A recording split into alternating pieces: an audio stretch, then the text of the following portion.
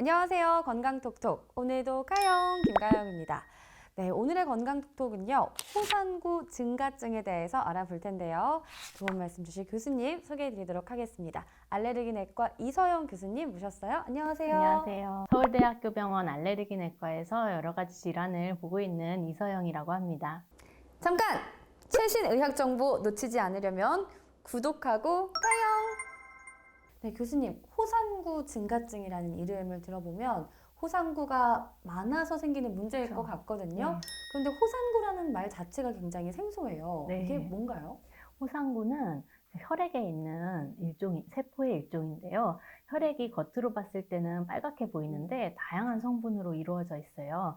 그래서 혈액을 원심 분리를 해보면 위에는 그냥 액체로 이루어진 성분이 있고 밑에 세포들이 가라앉는데 그 세포 중에 적혈구가 있고 백혈구가 있고 혈소판이 있습니다. 들어봤어요, 세 개 다. 네, 네네. 혈소판이라는 세포가 이렇게 세 가지가 있는데 백혈구라는 것들이 중요한 염증에 굉장히 중요한 면역 세포들입니다. 네. 그래서 그 백혈구의 일종이 호산구가 되겠습니다. 그 이름을 들어보면 호산구라는 것은 산성을 좋아한다라는 굉장히 조금 웃기는 이름인데 그거는 실제로 얘가 산성을 좋아한다기보다는 네. 우리가 염색을 해서 봤을 때 산성 에오신이라는 산성 염색 물질에 굉장히 잘 붙어서 반응하는 세포라서 이름이 그렇게 붙여져 있지만 사실은 진짜로 산성을 좋아하는 세포는 아니고요. 그냥 네. 이름이 호상구입니다. 이름이 좀 웃기죠. 네, 이름도 웃기고 생각했던 것보다 그렇게 무서운 친구는 아니고 오히려 네. 오히려 좋은 친구처럼 그쵸. 느껴지거든요. 면역 세포니까. 네. 그런데다가 이 호산구가 많아봤자 뭐 얼마나 나쁠까라는 생각도 들고요. 네. 뭐 어떤 증상이 나타나나요? 네. 크게 이게 아주 중요한 역할을 하지는 또 않아요. 그래서 재밌는 것이 호상구가 전혀 없는 상황에서도 인간의 생존에는 큰 문제가 없다 이렇게 알려져 있습니다. 그런데 아주 쉽게는 기생충 감염이라든지 알레르기 질환 같은 게 있을 때 반응해서 굉장히 몸에서 증가하는 그런 현상을 볼 수가 있습니다. 호상구가 증가하는 자체만으로 바로 그렇게 증상을 일으키지는 않습니다. 정말 많이 증가했을 때 그게 조직에 가게 돼서 그 조직에서 염증 반응을 일으키면은 그게 문제가 생깁니다. 우선 호상구는 골수에서 만들어져서 혈액으로 갔다가 그게 조직으로 가게 되는데 잘 가는 장기가 폐나 간, 신경, 콩팥, 피부 같은 것이 있을 수가 있는데요. 피부에 호상구가 많이 가면 가려움증이나 발진 같은 게 만성적으로 생길 수 있고 간에서는 농양을 만들 수도 있고 폐에는 폐렴 같은 염증을 일으키고 혹은 콩팥에 침착이 될 경우에는 신장 기능을 떨어뜨리는 그런 전체적인 장기에 영향을 끼칠 수 있는 그런 세포입니다. 그러니까 그냥 적당히 있어야 네. 괜찮은 친구군요, 네, 이 네. 친구가. 네, 이 전신에 영향을 끼친다고 하니까 조금 더 다르게 들리기도 한데요.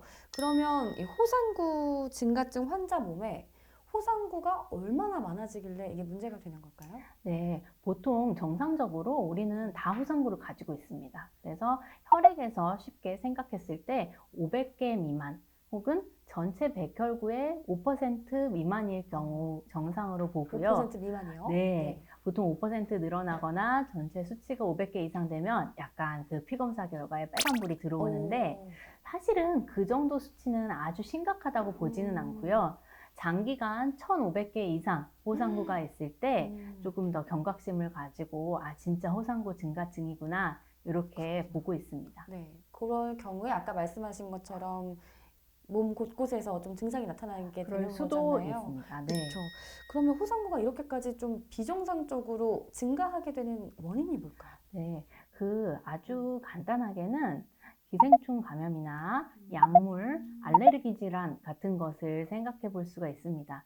그래서 과거에 좀 기생충 감염이 좀 많았던 시절에는 가장 그게 1위 원인이 되었었지만 최근에는 기생충 감염을 흔하게 볼 수는 없기 때문에 알레르기 질환이 기저에 있거나 아니면 약물 같은 그런 자극에 대해서 과민 반응을 일으켰을 때 호상구가 증가되는 것을 쉽게 볼 수가 있습니다. 그렇군요.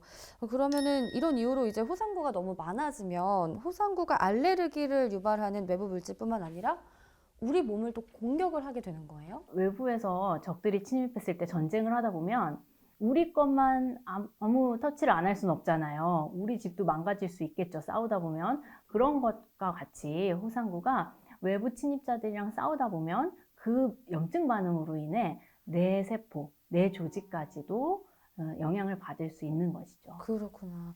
그러면은 이 호상구 증가증이 의심되면 어떤 검사를 받게 될까요? 그러니까 혈액 세포 중에 일부라고 하니까 네. 간단하게 이렇게 피 검사만으로도 그렇죠. 검사가 가능한가요? 우리가 건강검진을 해서 볼 때도 굉장히 기본적인 검사이기 때문에 호상구가 증가되어 있는지 뭐 또는 괜찮은지는 알 수가 있고요. 근데 그렇게 처음에 호상구가 증가되었다는 것이 처음 발견됐을 때 우선 이게 왜 증가되어 있는지 원인이 있는지를 살펴보게 되겠고요. 그런 측면에서 알레르기 검사나 기생충 여부, 그다음에 약물 사용력 같은 것들을 조사해 볼 수가 있겠습니다. 그런데 만약에 그런 것들이 전혀 없다. 2차적인 원인이 얘가 호상구가 증가되어 있을 만한 원인이 전혀 없다 했을 때는 이제 기본적으로 여러 가지 장기에 침범했는지를 확인을 하게 됩니다. 그래서 아까 말씀드린 것처럼 폐나 간이나 신경이나 피부, 콩팥 같은 곳에 침범이 있을 수 있다고 했는데 그쪽은 괜찮은지에 대한 스크리닝 검사를 하게 됩니다. 그럼 검사를 통해서 만약에 호상구 증가증이다라는 진단을 받게 되면 어떤 치료들을 받게 되는지도 궁금해지거든요. 약을 먹으면 금세 나을 수도 있을까요? 호상구라는 세포는 스테로이드에 굉장히 반응을 잘하는, 스테로이드를 줬을 때 굉장히 확 감소하는 그런 세포입니다. 그래서 호상구 증가되어 있는 것만으로 치료는 하진 않고 호상구가 되게 높게 올라가 있으면서 다른 원인이 없고 그것들이 이제 장기나 피부에 큰 손상을 지금 일으키고 있을 때에는 반드시 염증을 조절하기 위해 스테로이드를 사용해야 되는데요. 안 좋다고. 근데 이게 반드시 어떤 상황에서도 안 좋은 건 아니고 그 스테로이드가 너무 고용량 장기간 예를 들어 수개월 이상 그렇게 투여가 될 경우에 뭐 골다공증이라든지 그런 대표적인 부작용들이 있을 수가 있는데 사실은 염증이 있는 것만으로 그것보다는 더 큰 리스크가 있기 때문에 꼭 필요한 상황에서는 굉장히 좋은 약입니다. 그렇군요. 저는 스테로이드가 무조건 좀 안 좋은 부분이 그쵸. 많이 있다고만 생각을 인지가. 했는데 네. 호상구한테는 어떻게 보면 그렇죠. 가장 꼭 무서운 필요한 약이네요. 약입니다. 그렇군요. 근데 교수님, 이 호상구와 관련된 질환 중에 들어보면 호상구 증가증은 좀 비교적 흔히 볼 수 있는 그렇죠. 질환인 것 같은데요. 네. 과호상구 증후군이라는 게 또 있던데 이건 네. 호상구 증가증이랑 어떻게 다를까요? 예를 들어 바깥에서 침입을 하지 않았는데도 막 병사들을 비정상적으로 만들어내는 네, 상황이라고 보시면 불필요하게요. 됩니다. 네. 어떻게 보면 이게 암이랑도 조금 유사할 수가 있어요. 그래요? 그래서 암도 마찬가지잖아요. 암은 물론 호상구랑은 좀 다른 게 호상구는 정상적으로 있는 세포고 암은 악성세포라서 정상적으로 있지 말아야 될 네. 세포지만 네. 그것들이 증식하는 거예요. 아무 이유 없이. 그래서 호상구, 과호상구 증후군 역시 별다른 이유 없이 호상구라는 놈을 자꾸 새로 만들어내는 그러한 질환입니다. 아직까지 왜 그런 현상이 있는지는 정확하게는 그 기전이 밝혀지진 않았고요. 방금 이제 암에 대해서 살짝 얘기를 해주셨는데 암 같은 경우에는 이제 장기에 손상이 오는 부분이 있잖아요. 암이랑 비슷하다고 하셨으니까 과호상구 증후군 같은 경우에도 장기 손상에 좀 영향을 줄 수 있는 건가요? 일단 골수부터 시작이 됩니다. 골수에서 약간 잘못된 시그널로 인해서 불필요하게 호상구를 많이 증식하게 되고 그것들이 혈액으로 일단 1차적으로 이동해서 혈액에도 아주 많은 수의 호상구가 생기고 결국에는 그것들이 조직으로 가서 그 조직에 불필요한 염증 반응을 일으키는 거라서요. 아까 말씀드린 콩팥이나 뭐 심장 또는 폐, 간, 신경 이런 것들에 침범을 해서 불필요한 염증 자극으로 인한 불필요한 장기 손상을 일으킬 수가 있습니다. 치료가 쉽지 않을 것 같은데요. 일단은 1차적으로는 바로 급성 스테로이드를 치료를 하게 되고요. 우선 반응은 굉장히 좋아서 스테로이드를 쓰면 하루 이틀 내로 호상구가 확 떨어집니다. 그 혈액에서. 정도로. 네, 네네. 반응이 굉장히 좋고요. 그렇지만 그걸 좀 장기적으로 사용해야 되는 문제가 있는데 환자마다 다르기는 하지만 점차적으로 스테로이드 용량을 줄였을 때도 큰 문제 없이 질병 상태가 양호하게 유지되는 경우가 많고 그렇지 않은 경우에는 장기적으로 스테로이드를 사용하게 되는데 그 경우에 아까 말씀하신 여러 가지 부작용을 생각해야 되기 때문에 다른 면역 억제제를 투여를 해서 스테로이드 용량을 감량하는 그런 방법이 이용되고 있고요. 그리고 아직까지는 여러 가지 약제에 대해서 식약처 허가를 다 받은 것은 아니지만 최근에 그 호상구를 공략하는 호상구의 밥이 되는 물질이 IL5라는 시그널인데 네. 그 IL5 시그널을 블럭함으로 해서 그래서 호상구 개수를 확 줄이는 그런 신약들이 나와 있어서 여러 가지 제한점은 아직은 있지만 앞으로 그런 약들을 사용해 볼 가능성이 굉장히 크게 생각되고 있습니다. 교수님, 그럼 과호상구 증후군 같은 경우에는 사전에 좀 알 수 있는 증상 같은 게 있을까요? 우선 호상구가 혈액에서 좀 많이 관찰이 되는 것이 우선이겠지만 거기에 동반해서 나타날 수 있는 증상은 단계에 따라 좀 다르게 됩니다. 네. 호상구 증가는 그 증가된 호상구 자체로 증상을 일으키는 것은 아니고 침범된 장기에 따라서 증상을 일으킬 수가 있는데요.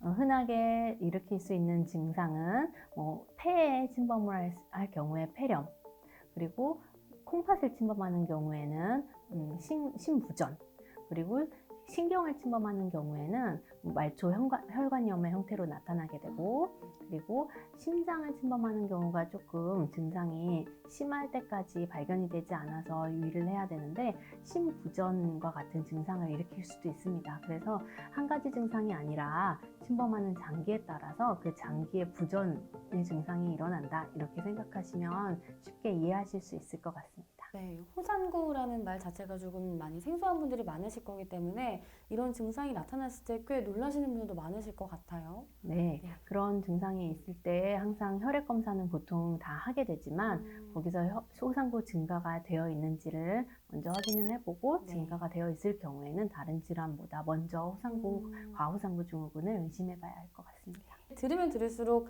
호상구를 잘 관리해야겠다라는 생각을 하게 되거든요. 네, 호상구 증가증과 과호상구 증가증, 어떻게 예방법이 따로 있을까요? 아까 말씀드린 것처럼 알레르기 질환, 기생충, 약물이 흔한 원인이라고 말씀을 네. 드렸는데 네. 사실 알레르기 질환은 뭐 특별하게 그거는 사실 타고나는 게 크니까 예방할 수는 없지만 기생충 같은 경우에는 네. 생식이 가장 큰 이유입니다. 아, 그래서 뭐 소 간을 생걸로 먹거나 육회 먹으면서 같이 드시잖아요. 네. 그런 경우.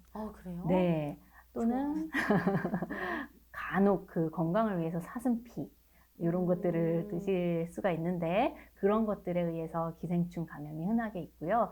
또 아주 드물긴 하지만 유기농 채소를 제대로 씻지 않고 먹었을 때에도 현대사에서도 기생충이 감염될 수 있습니다. 네. 이런 거 주의하시면 되겠고, 마지막으로 약물인데 약물이 또 그 상당 부분을 호상구 증가에 차지를 하게 되는데 뭐 항생제나 이런 것들은 꼭 필요할 때만 사용을 해야 되겠고요. 그리고 한 가지 여러 가지 기능성 영양식품들이 있어요. 그런 것들도 호상구 증가가 굉장히 흔하게 있기 때문에 사실 일상생활에서 꼭 필요한 약물을 복용을 하고 영양제라고 해서 너무 또 과다하게 복용하지 않는 것이 예방할 수 있는 방법이 되겠습니다. 네, 교수님 말씀 오늘 너무 잘 들었고요. 감사드립니다. 감사합니다. 네. 자, 건강톡톡 오늘은 호상구 증가증에 대해서 이야기를 나눠봤는데요. 다음 시간에는 천식에 대해서 알아보도록 하겠습니다. 그럼 이제는 좀 가요.